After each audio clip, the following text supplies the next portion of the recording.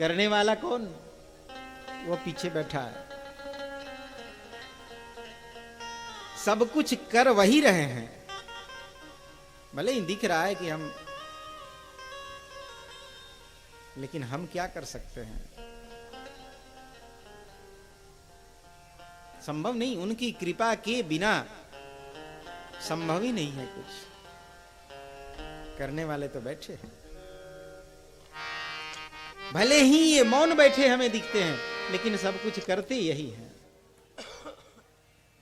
वो हमारे चित्त का भाव है कि वो हमें मौन दिखते हैं, लेकिन करते तो यही है। और हम करते हुए दिखते हैं, लेकिन करने वाले नहीं। हम तो बस बैठे हैं, जहां ले चलते हैं, जैसे चलाते हैं सब। तो मेरे भाई बहन, श्रीमद् भागवत जी का पार पाना मुश्किल है, हम तो प्यार पाने के लिए बैठे हैं। और प्यार मिल जाए, इससे अच्छा और भला क्या हो सकता है? भगवान को तो प्रेम ही केवल अच्छा लगता है, उनको और कुछ थोड़ी ही अच्छा लगता है। राम ही केवल प्रेम पिया,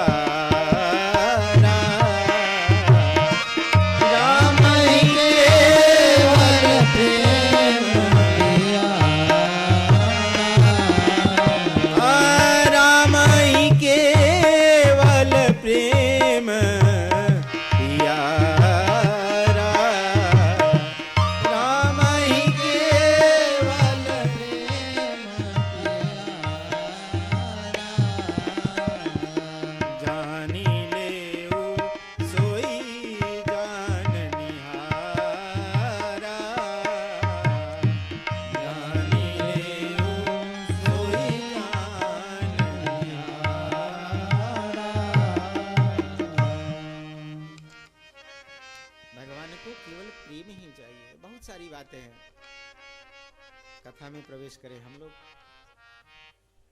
मूल कथा में, मूल श्रीमद् भागवत जी के 3 श्लोकों को हमने गाया।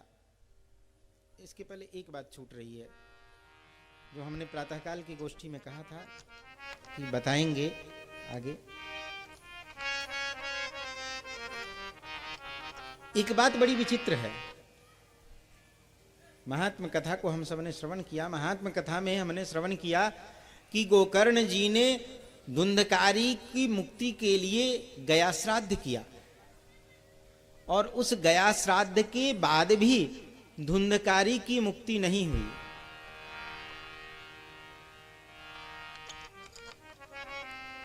तो क्या गया श्राद्ध करना व्यर्थ है? महाभारत में ऐसा वर्णन आया है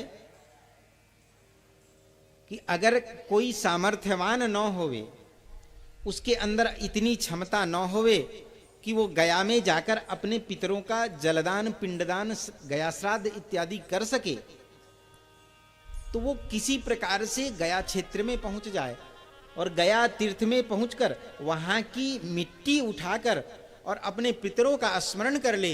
हे हमारे पितृदेव, मेरे अंदर इतनी क्षमता नहीं कि मैं आपका जलदान, पिंडदान गया क्षेत्र में करवा सकूं, इसलिए मेरे द्वारा ये एक मुट्ठी मिट्टी जो दी जा रही है, इसी से आप तृप्त हो जाएं। महाभारत में ऐसा वर्णन है कि ऐसा कह के अगर वो एक मुट्ठी मिट्टी और उस गया क्षेत्र में छोड़ दे, तो उसके पितर उसी से तृप्त होकर मुक्ति पा लेते हैं। जिस गया क्षेत्र की इतनी महिमा बताई गई है, उस गया क्षेत्र में जाकर गोकर्ण जी ने धुंधकारी के लिए जलदान, पिंडदान, गया श्राद्ध सब कुछ किया, और फिर भी गया श्राद्ध से उसकी मुक्ति नहीं हुई। और दूसरी बात, धुंधकारी कहता है गया श्राद्ध सतैर्नापि मुक्तिर्मेना भविष्यति। अरे एक गया श्राद्ध की छोड़ो, 100 गया श्राद्ध भी मेरे लिए करोगे तो मेरी मुक्ति नहीं होने वाली।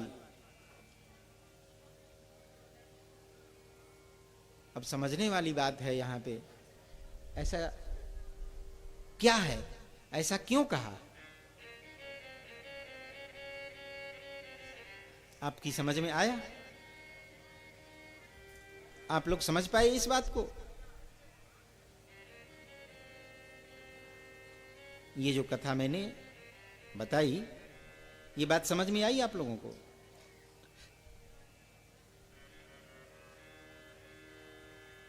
गोकर्ण के गया श्राद्ध से भी धुंधकारी की मुक्ति नहीं हुई। क्यों नहीं हुई? और धुंधकारी कहता है गया श्राद्ध सतैर्नापि मुक्तिर्मे ना भविष्यति, 100 गया श्राद्ध से भी मेरी मुक्ति नहीं होने वाली। क्यों भाई? एक तो इसका कारण यह है कि धुंधकारी ने बहुत सारे पाप किए, लेकिन फिर भी उन पापियों के लिए भी गया श्राद्ध का वर्णन है कि कैसा भी पापी होवे उसकी मुक्ति गया श्राद्ध से होती है।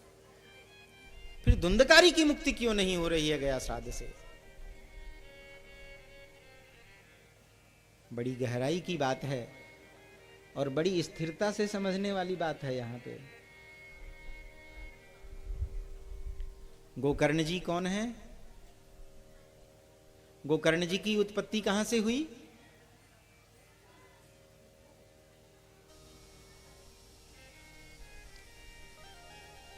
और धुंधकारी किनका पुत्र है? बताइए, धुंधकारी किसका पुत्र है?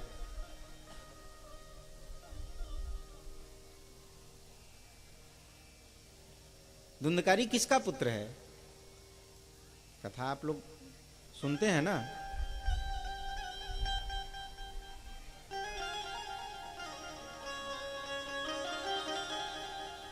भूल गए क्या? अरे हाँ या ना कुछ तो बोलिए। भूल गए? जोर से बोलिए। भूल गए?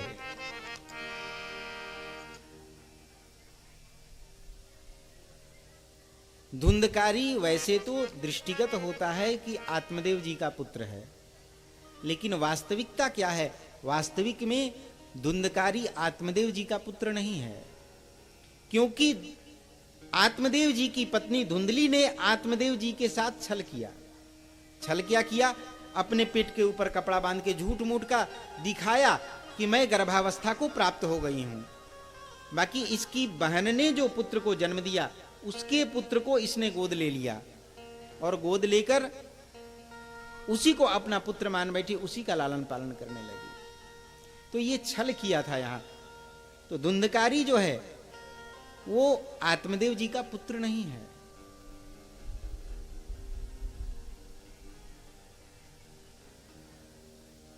और गोकर्ण जी जो संकल्प करते हैं श्राद्ध इत्यादि में या कोई भी पूजन हो, उसमें जो संकल्प होता है, संकल्प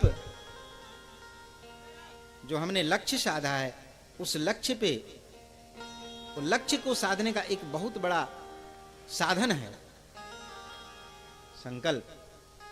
संकल्प और विनियोग अगर सही से हो जाए तो जो संकल्प आपने किया है वो पूर्ण होके रहेगा। मंत्र में इतनी शक्ति है, मंत्र की शक्ति पे कभी भी हमें अविश्वास नहीं करना चाहिए।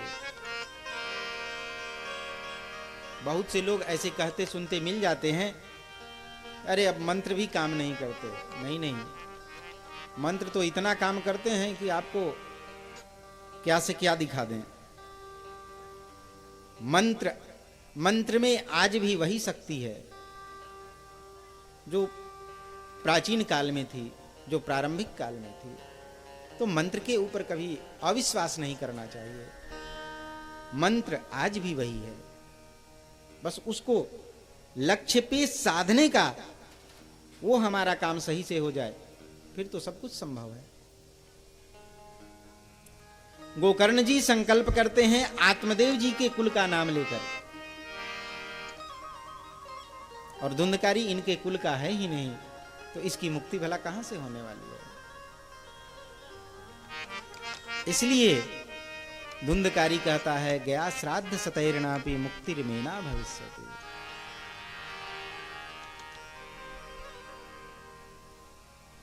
कोई अन्य कुल का वो हमारे लिए संकल्प करे हमारे नाम और गोत्र के माध्यम से, वो भले ही पूरा हो सकता है, लेकिन यहां तो नाम गोत्र सब बदला हुआ है, इसलिए धुंधकारी की मुक्ति नहीं हो रही। एक दूसरी गहराई वाली बात यहां पे विचारणीय है। आज के समाज में ये विकृति आ गई है, वर्ण संकर की बढ़ोतरी होने लगी है, बहुत बढ़ने लगे हैं। ये वर्ण संकर के द्वारा किया गया कोई भी संकल्प सिद्ध नहीं होता।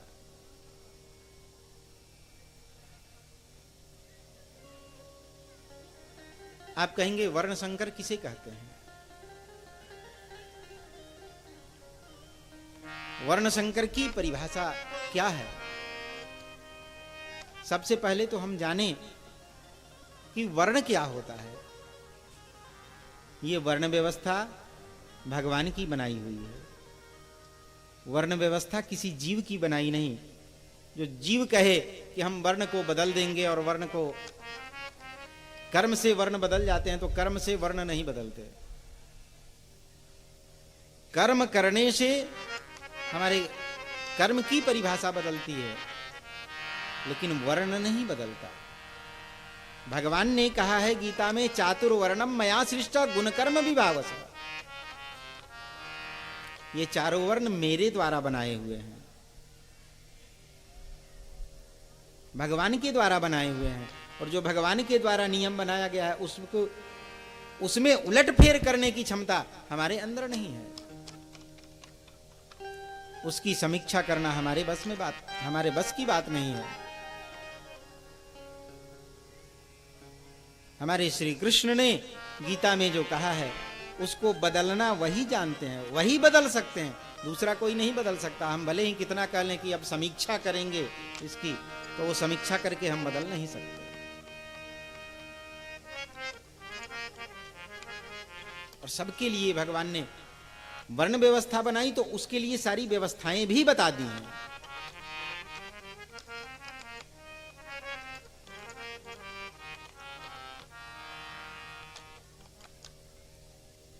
बहुत सारी बातें हैं, इसका हमें ध्यान रखना चाहिए। इसी कारण धुंधकारी की मुक्ति नहीं हुई।